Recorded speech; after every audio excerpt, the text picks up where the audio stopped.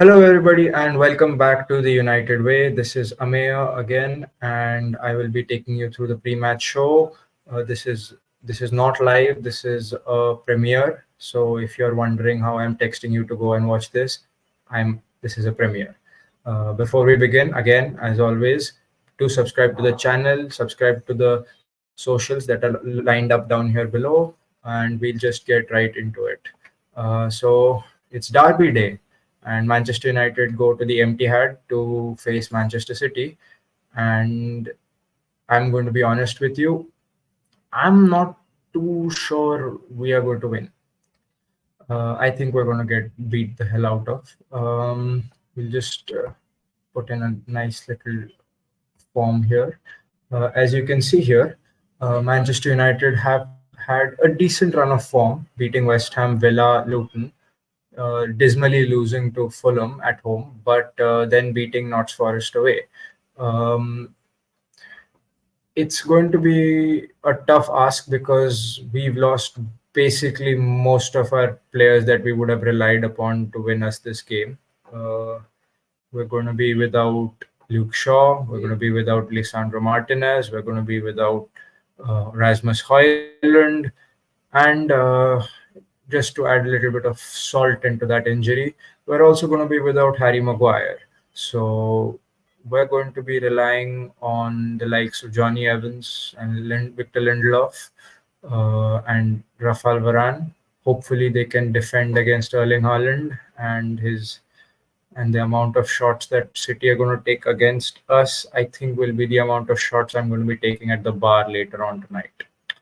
Man City's form has been, just too good. They battered Copenhagen 3-1. They drew with Chelsea at home, which is like that slight chink in the armor that they have a fault that you can exploit. Um, Man City beat Brentford. They beat Bournemouth, both 1-0. And they absolutely smothered Luton 6-2.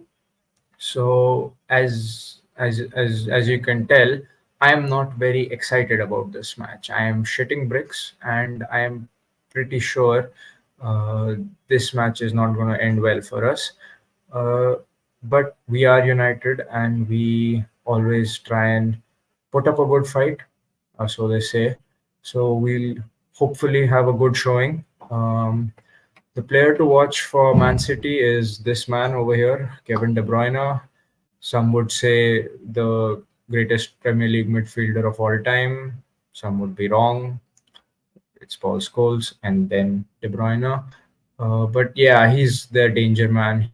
He is the one to watch. If you stop him, you basically stop that massive barrage of attacks that United will face. We will require some player, which I think is going to be either Kobe Mainu or Bruno Fernandes, to constantly follow Kevin De Bruyne all the way, do a man marking job on him the way Fred did all those games that we won against City, and keep him quiet. If you keep Kevin De Bruyne quiet, you keep Manchester City quiet for a long period of time. They still have a lot of quality, and they don't really require him to beat us, but with him, they will most definitely beat us. Uh, in my opinion, he is the most dangerous player on that pitch, because if you cut off his uh, outlet of passes to Haaland, I don't think Haaland has enough creativity to score on his own. And with Manchester City being without without Jack Grealish, they will mostly be relying on Bernardo Silva to create a bit of magic, and he does not create it on the same level as Kevin De Bruyne. So stopping Kevin De Bruyne will be our main focus. United go into this match without most of our players, but the one to watch for me would be Marcus Rashford. I know he's been in the news lately for speaking out against the criticism against him, and I back him to a great extent for that. I also think it was a bit unnecessary if he just plays his football and just gets his head on straight and just keeps scoring goals, I doubt that the noise will make much difference. When United are not playing well, the scrutiny is horrible. Um, and I know it's not easy playing for United. And if you just suggest to him, "Oh, just play better, Rashi, it'll all go away," you'll sound like a tit. But I think Marcus Rashford is going to be our ace in the hole in this game. And if there's even a slight chance of us even scoring a goal, it will come from Marcus Rashford, because Manchester City fears Marcus Rashford like Manchester United fear Erling Haaland. He is one of the only players that keeps bagging against these big teams. And if we manage to get a ball over the top and he manages to run onto it, there is a very good chance that he can score against Edison, because he has a good record against Manchester City, and he is absolutely crucial to when we play counter-attacking football because of his pace being almost unmatchable. Only player I think who can match him pace for pace is Kyle Walker. And if we manage to get Marcus into the channel with a long ball, I think he can beat him as well. So yeah, my player to watch would be Marcus Rashford, and this is my predicted 11. It is, as you can see, quite diminished. I've gone with Onana in net, obviously. Uh, Diogo Dallo at right back, Mr. Consistent. Varane and Lindelof at the centre back pairing, and Amrabat at left back. I've brought Kobe Maino in back from into the midfield three of Casemiro, Maino, and Bruno. And I don't think the front three is changing from the three that started against Forest. It's going to be Garnacho on the left, Anthony on the right, and Rashford as a nine.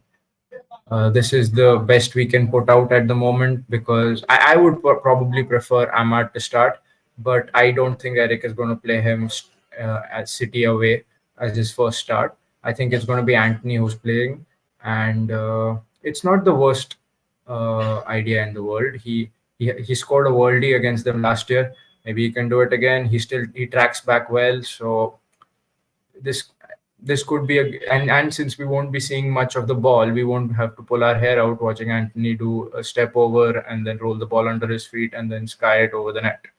So that is basically our predicted 11. How we managed to beat City is with a miracle. But if we're talking with a more tactical nuance, I would say we're gonna have to park the bus. That's basically the only way you can beat Manchester City in their own house. You have to be compact, and you have to be fearless on the second balls, and you have to basically not let them penetrate the box with. I know as I'm saying this how funny it sounds, but bear with me. We have to basically shut down the goal. We need to just put our bodies on the line for this one and just stop the barrage of shots that we're going to be facing. They usually slip up. They don't slip up much, but there's a couple of times where they're vulnerable on the counter. We need to be wary of that, and we need to have Bruno and Casemiro waiting for those little chances when City have basically just come all the way up to the halfway line, and we can see Marcus just on the shoulder of the last man, and we need to release him at the right time, and he needs to run at the right time, and with that he is basically 1v1 versus Edison. This is basically the only way we will ever have a chance against Manchester City. We can't pass wind at the moment, so long balls is the only way we're going to do anything. We're going to have to play on the back foot, but I don't care what anyone says. If you beat someone, it doesn't matter how you beat him, what manner you beat him in. Ole Gunnar Solskjaer beat Pep, I think, 5 times while playing off the back foot. And if anyone tells me, "Oh, but the way we won it was not the United way," I'd slap them in their fucking face. Um, Winning is winning, and this is quite weird. Like Oli beat Pep more times than Pep beat Oli. And when Oli was leaving, I'm just shocked. No one saw his record against Pep and just casually asked him in his exit interview, uh, just how did you beat Pep 5 times? Just give me a quick rundown of how you did it. Maybe a note or like a 2-page document. I don't know if they would have done that, maybe we'd have some answers as to how how to beat Pep, because I've not seen uh, any other manager get under Pep's skin the way Oli did. And maybe there's still time. Maybe we can just quickly call him. I'm sure someone's got his number. Just call him up and just be like, "Hey, Oli, how's it going? Just real quick, how'd you manage those wins against at the Etihad? Uh, just and just note him down." I feel like that is how we are going to. And if there was a chance we'd win, that's how we'd win. Um, I would say in the score prediction side, I'm going to be the delusional Man United fan and say it's going to be a 1-all draw. Realistically, I think we're going to get smashed 3-1. But 1-all draw as a deluded Manchester United fan, I would say 1-all. I think they'd score first, and we just about get one chance, and I think Rashford's going to score it. I have faith in Rashford, and I will back him through this game because it's this funny thing with Rashford. He's one of the players that turns up in the big games, but not necessarily in the small games. He is a big game player, and he scores against big teams. Arsenal, you can count them a big team. He scores against City. Loves scoring against City. He even scores against Liverpool. So yeah, this is how I feel like this match is going to go down. What are your thoughts? Let me know in the comments. If you think I'm being too generous and thinking 3-1 is just that's how it's going to be for the first half, and the end is going to be something even worse, put that down in the comments. If you liked if you liked this preview, put a like on the hit that like button, and if you didn't like it, put it in the comments as to what you didn't like. If you're one of the 3 City fans that have managed to find it here, enjoy the 115 charges. Hope you like the Cheshire League. And that's going to be it from me. Thank you, guys. This has been Ameya from the United Stand. Goodbye.